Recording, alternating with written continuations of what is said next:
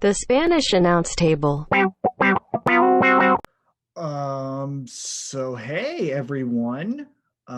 This is Tom, and for the people watching on YouTube, you can see that right there is a reindeer and right there is Santa. And you may be wondering, how did I end up here? Funny story, glad you asked. So, what happened was Tim and I were talking last week about doing our holiday party, and we wanted the Spanish Announce Table listeners and viewers to kind of get a sneak peek into our holiday party that we do every year that we've done for the last 7 years. And I thought, going back to when we relaunched, that the holiday party should take place in the North Pole. Some wires got mixed up, miscommunication, most likely my fault. But I took off for the North Pole, thinking this was going to be as usually expected with the plan to go forward. And obviously, because of the pandemic, Tim decided to stay home like a smart person. So here I am, and Tim is currently working on getting me back to Kansas City. So for those watching on YouTube, you can see the background and where I'm at. For those listening, I will describe that this place is very cold. Everyone's very friendly. I got some nice garb. I'm already an elf, ready to get work started tomorrow, which is going to be Christmas Eve. And then also, obviously, the big day of Christmas, getting our work done and then seeing all the kids so happy and excited to open up their presents. But yeah, so that's what's happening right now is I'm at the North Pole and Tim is working on getting me back to Kansas City. So while he works on the flights and the travel arrangements and obviously the logistics of getting me back from the North Pole to Kansas City, I figured in that time that he is working, I wanted to give you, the listeners and viewers, a Christmas special. So what we're going to do in this episode is we're going to give you our wish list, because with Christmas always comes Christmas wishes. We've done this in the past, so we figured to keep the tradition alive. But we're going to give you our Christmas wish list for 2020 in the year of whatever we were going to call this. I didn't even have a year because it was so wild and unexpected. But in pro wrestling, going to give you those wishes. And then also, because most likely it's going to take us a long time to get me back home, because I am a goof.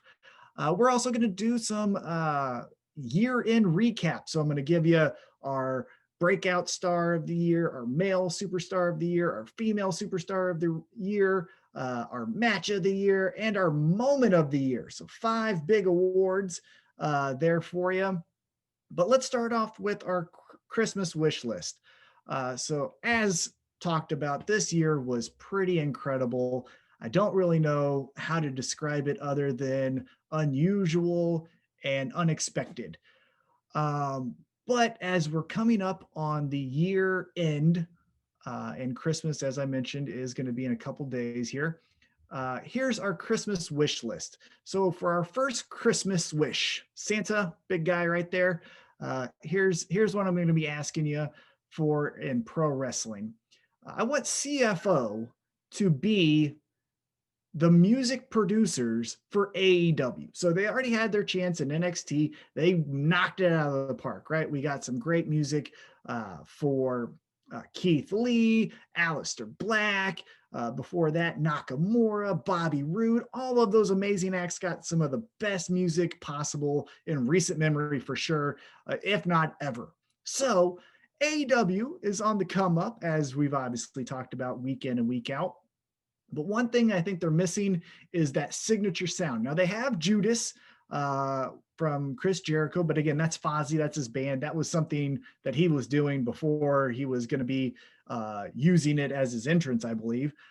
We do have a really great entrance music from Hangman Adam Page, but I think that next evolution of AEW to compete with WWE is those signature hooks, right? Like if you go back to WCW, you think of the Harlem Heat, you think of the NWO song, you think of that Four Horsemen when it was and Arn Anderson, Ric Flair, Flying Brian Pillman, Dean Malenko, those guys. That signature with the galloping and then that guitar riff that was so good. Sorry for that weird explanation or guitar sound I made. I don't know. Again, I'm freezing up here in the North Pole, so sometimes the brain doesn't work all the time. But again, CFO going to AEW, I think would be a game changer. We think it would be awesome. So for our first Christmas wish, we wish that CFO will go to AEW. So that's kicking it off for our wishes. We don't got too many, but we also got some. So we're going to get into it. Wrote them down here.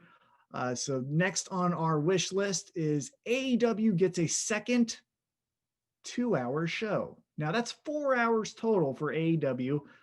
Maybe 5 if you consider AEW Dark, but AEW Dark I enjoy for what it is. Getting those young talents and some of those acts that need to be refined a little bit, some TV time, but nothing pressing, right? It's on YouTube. Take it or leave it as you want it. No real stories at advanced on Dark, although now we're getting Britt Baker's talk show. And if you saw last week's episode, you saw SCU starting to tear apart at the seams. But I think a second 2-hour show on TNT would do great for AEW and really their extremely talented roster. As we've talked about, Tim and I on this podcast, there's so many acts that just aren't getting enough TV time because they have so many top level talents. Obviously, a Sting needs to get some TV time, so Sting's going to be on Dynamite. But if you had a second 2-hour show, similar to what Thunder is, that's where you can get those Sunny Kisses, Scorpio Skies. And I know I keep mentioning the same names, but you know what I mean. It's those the Varsity Blondes, even Lester, with his this thing, all that scares me. Or Luther, Dr. Luther, getting him. I said Lester because again, I'm freezing and my brain doesn't work all the time. And we don't fact check, but I think it's Luther. Getting him some TV time. Also getting some acts that need more TV time to get to that next level, like a Miro. Miro is great on Dark, but I think if he got some storyline advancements on a second show on AEW and on TNT, that would just do wonders for his career and his character. So that is our second wish, that AEW would get a second 2-hour show on TNT. Now, as we keep going, our third wish, we're going to move it over to WWE. This is going to be that the Hurt Business elevates and goes to the main event picture. Right now, they're killing it. You got Bobby Lashley as your United States champion. You got Shelton Benjamin and Cedric Alexander as your tag team champs. MVP still hanging out there. No title right now as of this recording, but they're really great. But so far, the Hurt Business has always been mid-card. Now, they've done a couple cool things. If you go back to when Raw had the Raw Underground and they closed down Raw Underground for one episode and they looked completely like badasses. More of that. That's what we're asking for. And we want that to happen at that main event level. So taking out the Randy Ortons, taking out the Drew McIntyres, maybe even mixing it up with the Bray Wyatt character if that character ever comes back. TBD on Bray Wyatt, right? Because last time we saw him, as of this recording, he was burnt alive. So is he dead? I don't know. Randy Orton maybe murdered someone. We're okay with that. Side note, interesting that Bray Wyatt gets murdered by Randy Orton live on television. Monday night, Randy Orton just walks out, cuts a promo. Braun Strowman headbutts an official, suspended, and we haven't seen him for weeks. Murder, headbutt. Guess headbutts are a little bit more valued on WWE programming. But anyhow, back to the original wish. We wish that the Hurt Business would elevate to that evolution status in WWE because all of them are great. MVP can cut a promo with anyone. Bobby Lashley looks like an action figure with legs and arms that move in real, lifelike motions. Cedric Alexander is going to be the breakout star. That's what I think. I think Cedric Alexander is going to be the guy that we're going to look back and say, man, that was the rock for the Hurt Business. And then obviously Shelton Benjamin gives you that credibility. He's been a wrestler for, almost 2 decades. He has a collegiate background, so he can obviously really throw down and beat your ass if he needs to. So I just want the Hurt Business, or we want the Hurt Business, to get to that next level. They're doing great things right now, but take them to that next level. And man, I think Raw will be a little bit more enjoyable of a show with them featured as more credible top level talent. All right, as we're rounding out our wishes, the next wish that we have, we obviously said we want AEW to get a second 2-hour show. On the flip side of that, we want Raw to go to 2 hours. Now, Santa, big guy, is this a wish you've heard before? Most likely. Is this a wish that you're going to keep hearing from the IWC or pro wrestling fans alike? Yeah. And it's because Raw is just too long. Again, it's a 3-hour show. That is a Lord of the Rings movie every week. It's burnout. You're going to burn out on just overexposing talent, overexposing storylines, reusing storylines. So just cut that down to 2 hours. I think the consensus is 2 hours is the sweet spot for pro wrestling. It's enough time to give good matches. It's enough time to do good promos, and it's enough time to advance storylines without, well, what do we do for another 20 minutes? How do we get to the next 10 minutes? What do we do in the last segment of the show at the top of the hour for the second hour of the show? You know what I'm saying? So if you just dialed that back down, 2 hours on Raw, 2 hours on SmackDown, and obviously 2 hours of NXT, I think you're going to get a lot more bang for your buck and elevate guys a little bit better and more properly than what you're doing right now, because it's just exhaustion. I love pro wrestling. It's my favorite thing. I've been doing this podcast with Tim for 7 years now. So obviously I have some type of addiction or love for pro wrestling, but it's just, I can't fully invest that much time week in and week out to a 3-hour show. It's special shows I can go for, right? If you're going to do a Christmas episode like what we're doing right now, or something like that every so often, okay. But week in and week out, I'm just done. I'm exhausted. I feel like the rest of the IWC is as well. The casual viewer does not stay for that long, so you're not even getting them to really stay on the channel. You're competing most of the time here in America with Monday Night Football, which is a 3-hour game usually. So it's just, we just need to cut it down. Cut it down to 2 hours, and I tell you what, we will be so happy. So Santa, that is our next wish, is that Raw gets cut down to 2 hours. Our last wish is going to be is something that we think is going to happen, Santa, but we also just kind of want it to happen. But if it doesn't, we totally understand. So that's the caveat before we give the wish. But we wish that Becky Lynch returns to WWE. Can be SmackDown, can be Raw. We don't care, either one. But we miss Becky Lynch. She was so cool. Her time away has made us miss her. I want her to come back as that kick-ass, people were kind of comparing her character to Stone Cold Steve Austin. I don't know if we need to totally do anti-authority, especially with no authority in the picture as far as storylines go, but that ass kicker, we're going and we're going to take down the world together. Get behind me. I'll lead the way. Fuck yeah, Becky Lynch. Like, that's the Becky Lynch that we miss. That's the Becky Lynch we need right now.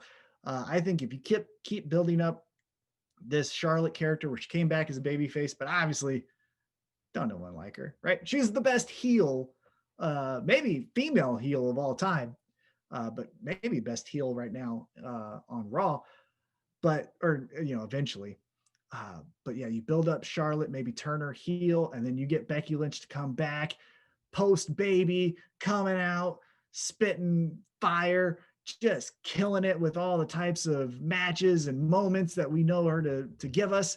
That would be awesome. Now, again, we said the caveat because if she has this child, which she had the child, but if she is going through this process with her and Seth wants to return to pro wrestling, WWE specifically, and Becky Lynch is like, no, no, I want to be a mom, then awesome. We support that 1,000,000%.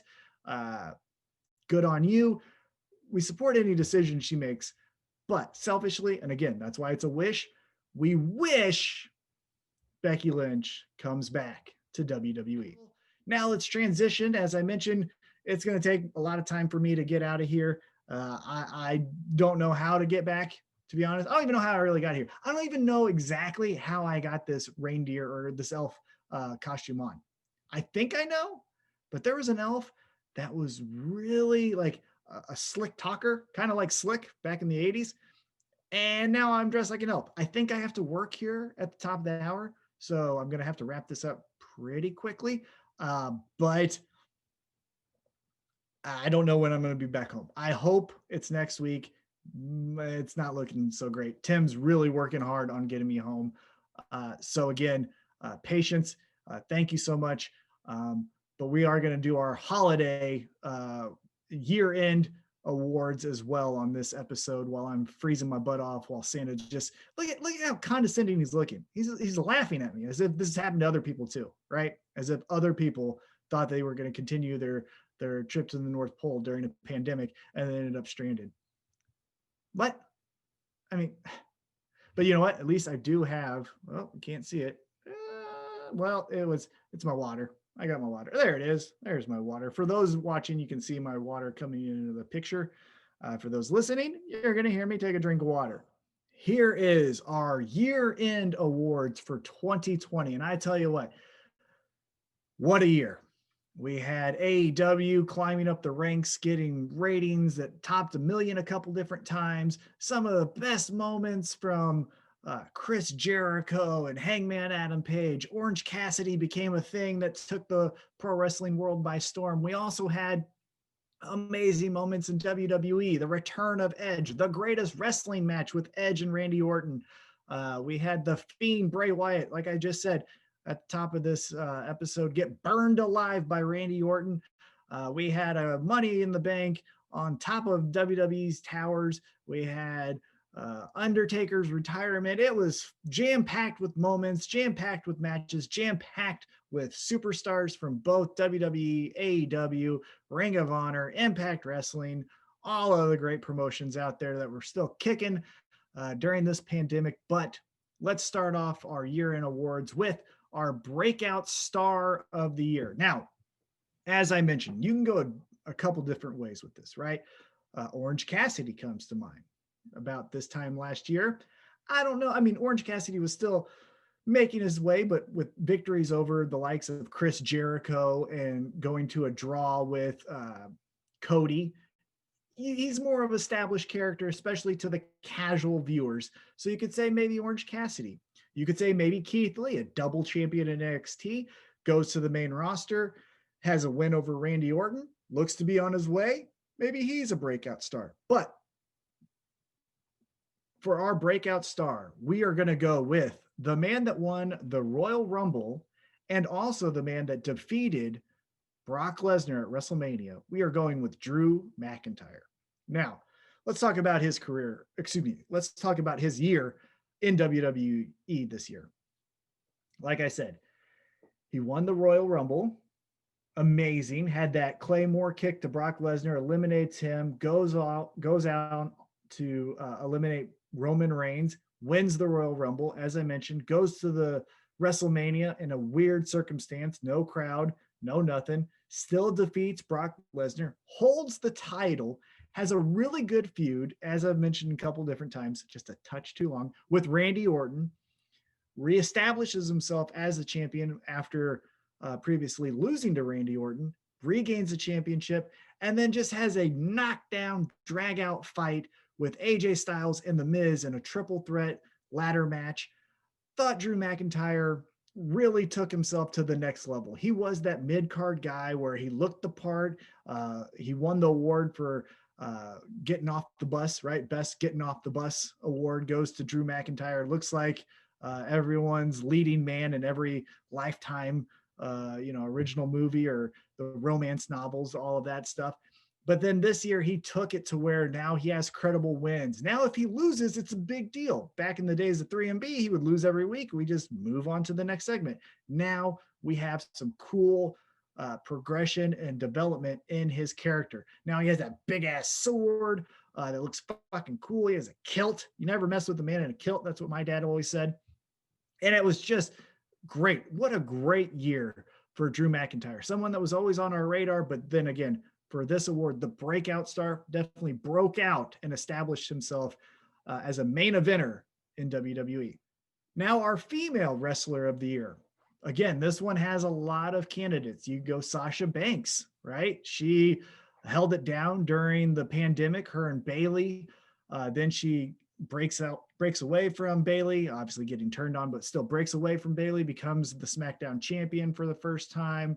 Has some title defenses, which is unusual for her. On the AEW side, Britt Baker, I thought was amazing. She suffered that injury, worked through it to still do some really great spots. Got Tony Schiavone's chest waxed, right? Remember that? Was doing the role model, like a role model. The Reba Rebel angle was really funny. But with all that being said, our female superstar of the year goes to Bayley. So congratulations, Bayley. I know you're watching. Thank you for sending your support while I'm out here in the North Pole. But Bayley is our female superstar of the year. And this is why. She did hold it down, more so in my opinion, than Sasha Banks during that pandemic. She was week in and week out Miss Reliable. You needed a good wrestling match, put in Bayley. You need a good promo, put in Bayley. You need a good heel, put in Bayley. She did all three at a level that I don't think any other female did. She was incredible. Her title reign, her frenemy kind of relationship with Sasha, even though they're best friends, we as the IWC always thought one of them was going to turn eventually. So they had that angle to go with as well. Now she's working with Bianca Belair, which is incredible. I think she's going to make Bianca Belair more of a credible babyface post-feud. She was just awesome. I like the ding dong, open the door. She just really, really was entertaining throughout this entire 2020. Someone that you could put on television and you knew you were getting a good segment week in and week out. So for that, the consistency and the moments, we're giving it to Bayley as our female wrestler of the year. Now, our male wrestler of the year got some contenders again. You could go with Drew McIntyre. As I mentioned, Royal Rumble winner, beats Brock Lesnar, ladder match at TLC with AJ Styles and Miz. Other people you could go with, Roman Reigns, reestablishing himself as the head of the table. The heel turn that I think caught people by surprise by aligning himself, Paul Heyman.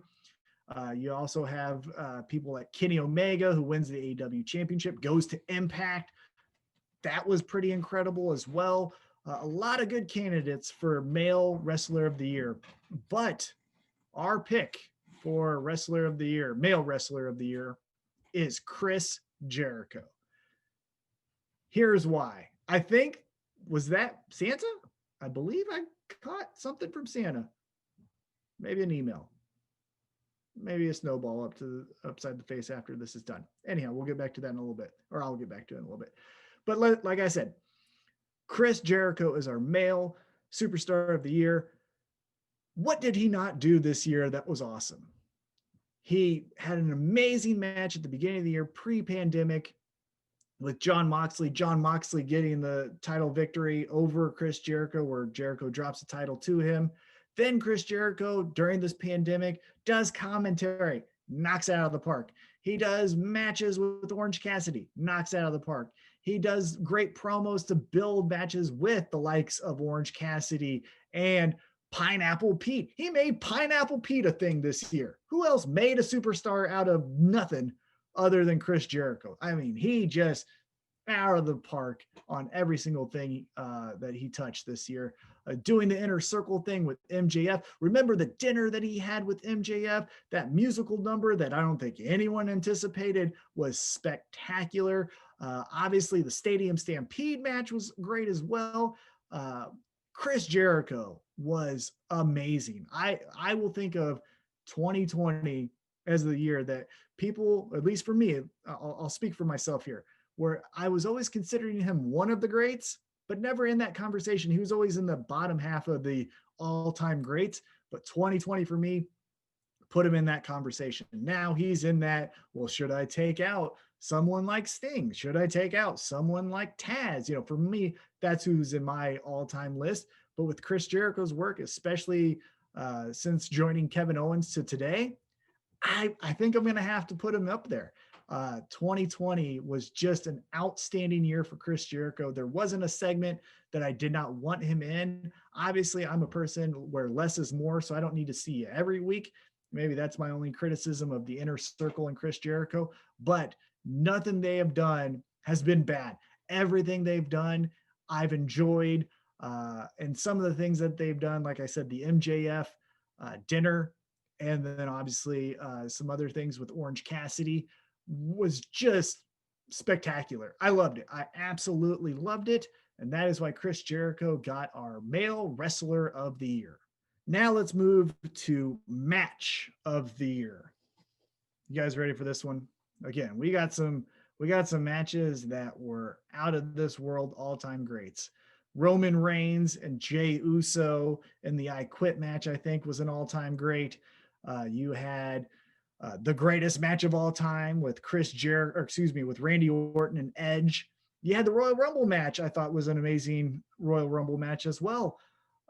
But for me, I didn't get Tim's feedback on the match of the year. Maybe he can give it to you after the first of the year, as we kind of do maybe a look back on 2020, part 2. But my match of the year is Walter, and I'm going to mispronounce this bastard's name because, again, we don't fact check, but Walter versus Ilya Dragunov. Pretty sure that's how he said it. Nailed it. At least I did. But guys, this match was bananas. This match was out of this world awesome. Physicality, brutality, uncomfortability. It was a match so damn good that they being WWE, instantly got reactions from all-time greats like Shawn Michaels, like current champion Drew McIntyre, Sheamus, on their reaction to this match. That's how instantaneous this was, from wow to oh shit, what did I just watch? This was incredible. If you haven't seen it, you have to see it. This is an all-time great match, especially in my opinion. I've watched it multiple times. The physicality, like I said, it was the closest thing to a real fight, with almost making me believe that this wasn't a scripted pro wrestling match. I mean, there was just spots that made me cringe. I had to watch it again like a car wreck. It was outstanding, ladies and gentlemen. I love this match. Again, Walter does it again.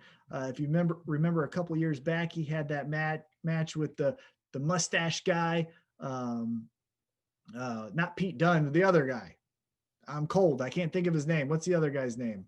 That guy, Walter. Fucking killed it. I'm gonna look it up now. What is that guy's name? You guys remember that though?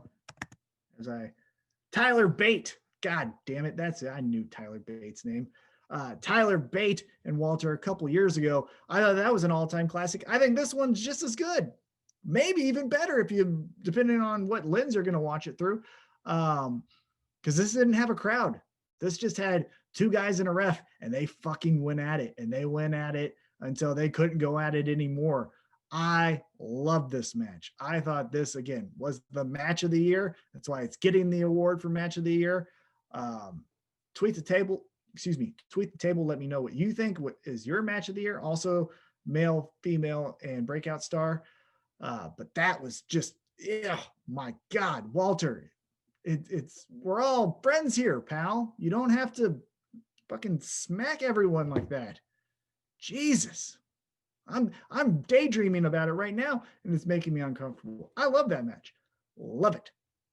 All right, now as we recap or finish out our recap, we are going to do moment of the year. Now, you can go a lot of different ways with this, right? You could go serious with the pandemic and no fans. I think that's what this year is going to be remembered for, but that's not really a moment. That's really just a moment in time, not a specific moment that you can say a date, right? There's other amazing matches that you could consider for moment of the year. Promos, I would consider moments of the year. So with all of that being considered, the moment of the year from the Spanish announce table is the Stadium Stampede match.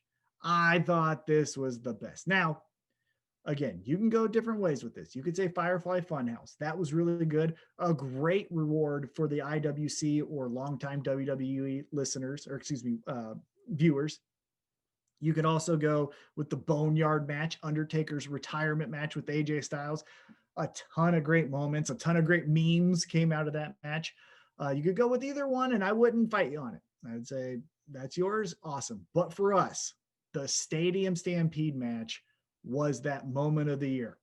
First off, you had both teams introduced by a ring announcer, and they get like football entrances, like they're football players. They get numbers and jerseys. You got Hangman Adam Page coming out in a goddamn white horse. You had a bar fight. You had Hangman being dragged down a bar like it was Roadhouse. You had Matt Hardy get drowned and come back as three different people, three different versions of himself. You had Ortiz, who said he couldn't swim and had to back into 3 feet of water. Oh my God. You had the moment with Sammy running away from the golf cart driven by Matt Hardy and Kenny Omega pointing him down. You had the one-winged angel coming from fucking heaven. It was insane. I loved everything about it. You had the challenge where Jericho and Aubrey Edwards went in to challenge a call that she had made. It was a 2 count. You had those the damn suplexes from one touchdown or one end zone to the other end zone by Matt Jackson. It was just out of this world. It's my favorite moment of the year. It warms my heart. I've watched the match back millions of times. I didn't put it as the match of the year because with multi-person tag matches, and then also this had the weird thing, as I mentioned, with like a pool, and then Santana stuck in an ice box, and then a bar fight with Jake Hager. All of that stuff. That's not really a match. I mean, I could be, but for me, that's not really a match. Walter's match is a match, so that's why I put that there. But for this awesome moment, I loved it. It was early on in the pandemic, right when you're getting, at least for me, I was nervous and scared and uncertain of what was happening next. It was the greatest suspension of reality for me. I could just let go of everything and just invest in this. They did it amazing. I loved everything about the Stadium Stampede match. It was one of my favorite things in pro wrestling history. I will always remember it. And for that, that is why it is getting our moment of the year. So again, ladies and gentlemen, we apologize for this kind of makeshift Spanish announce table, but I fucked it up. Look, I shit the bed, guys. Came out to the North Pole thinking that that's where the holiday party was. Apparently, I don't listen because pandemic. So Tim is working on getting me back home. But thank you guys so much for joining me for this holiday special. I hope you enjoyed it. Do a hashtag tweet the table for any of your wrestling thoughts. Also send us an email with any of your wrestling thoughts, tableshow@gmail.com.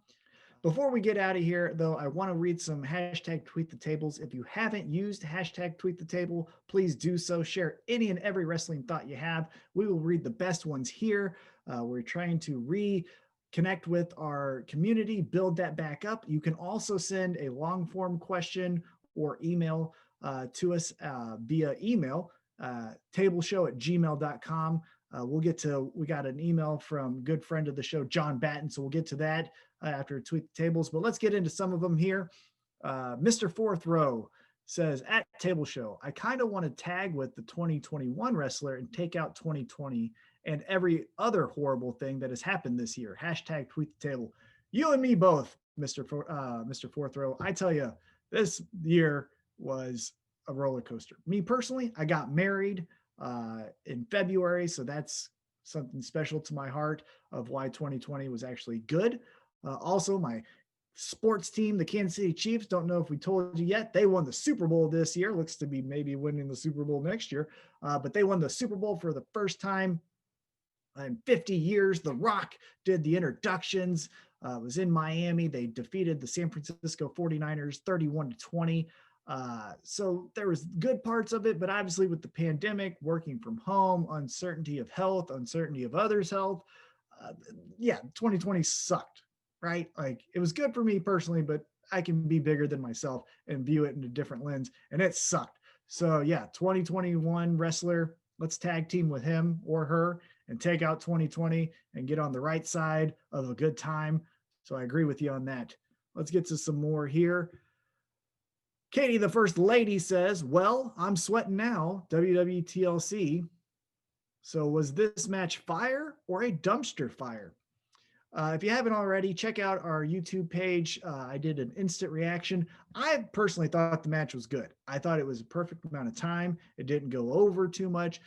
It wasn't overdrawn. It wasn't too quick either. They lit Bray Wyatt on fire. What? Right? What? But I thought it was really good. I thought everything about the match was better than expected. And maybe that's an indictment on WWE, but I thought it was better than expected. All right. Now I got another one here from BDD at BDD4. He says, while it's great to see Charlotte back, I still have a question. Is it necessary to always show Ric Flair backstage for everything she does? I agree. We're not going to get Charlotte Flair standing on her own if we keep dragging her back closer to her father. If you want to have Charlotte Flair be Charlotte, by the way, she's a Flair, you're going to have to do things where she wins and it's her moment, not a moment shared with her father. So for as much as I love Ric Flair, and he is an all-time great, one of the greatest of all time, he needs to take a back seat and let Charlotte establish herself as her own person. It was great at the start when she got her first title victory. Obviously, sentimental moment. That was needed. That was expected. That was totally okay. But now, let's move Rick away from Charlotte. We're good. We're good. We get it, right? We know. Everyone knows by now that's watching Raw or SmackDown or NXT that Charlotte is the daughter of Ric Flair. All right, one more here. We got Theo. He says the women's tag match at WWE TLC reminds me of WWF Superstars on the arcade. Yeah, it was, right? He says hashtag 90s gaming, hashtag tweet the table. That was just ping pong back and forth, big move, back and forth, everything. And then Charlotte got the victory because Charlotte must pose. As you saw from my instant reaction, or if you haven't checked that out, I gave a more full breakdown of all of my thoughts on that. But I agree with Theo. It was like a 90s arcade game where Yokozuna and Bret Hart and Shawn Michaels are all doing that conveyor belt wrestling. Thought it was really fun. I love that game, actually, by the way. It's really fun. They should have that as a mini game in the next WWE game. Like have the WWE game be its normal game, but then do the arcade version of, maybe even have the Yokozunas and the Undertakers back then, or even have today's guys and girls in there. But that would be a good caveat or addition to the game for next year. All right, let's get now to our email. And again, as I mentioned, it is from John Batten. Hashtag be like John Batten, obviously. And subject line is, it's a real question. So happy to know that. Thank you so much, John. So John says, with how much fans and old timers complain about modern wrestling, do we even need new content? Yes. I think we always need new something. I think one of the faults that I have, especially for this podcast, is I always say it should be like ECW, because I'm an old grumpy man who makes bad decisions like going to the North Pole during a pandemic. But I think you need the new content because what's cool evolves, what is appropriate evolves, and life evolves. So you can't just say 2003 wrestling was the best. We only can do or see 2003 wrestling. What was cool in 2003 is not cool now, right? Ja Rule isn't still making number one hits like he was in 03. 50 Cent isn't making number one hits like he was in 03. Billy and Chuck aren't a tag team, so we need something to replace that. So yeah, you need to continue. And when you continue to evolve, that's when you get cool things, like I mentioned, the Stadium Stampede match. So John, thank you so much for your question. I do agree that old timers can complain. But hey, the network and YouTube is there. So if you don't want to evolve, if you don't want to move forward, you only want to live back in your heyday, or if you want to jump back in that time machine, if you weren't around and take part in some 70s, NWA wrestling or whatever, by all means, go at it. But for me and Tim, I think we're going to keep looking towards the future because the future does have some great stuff on the horizon. But the past was awesome, right? There were some great things, but obviously there were some bad things. As I mentioned, guys, this is it for me. I have gas bagged for so long. I'm going to try to get home. I'm going to try to contact Tim via, I don't know, Pony Express. I don't know what I have up here. I don't even know if this is going to make it onto YouTube or anything. So maybe I've just been talking to myself, which is not the first time. Nothing new here. But again, guys, use hashtag tweet the table for any and all wrestling thoughts on Twitter. Obviously, tableshow@gmail.com. Check out SpanishAnnounceTable.net. Feel free to donate $1 if you have one during this holiday time, because we definitely need it for getting me back home and other expenses. And until then, or until next time, we will talk to you in 2021, and keep loving pro wrestling. The Spanish Announce Table.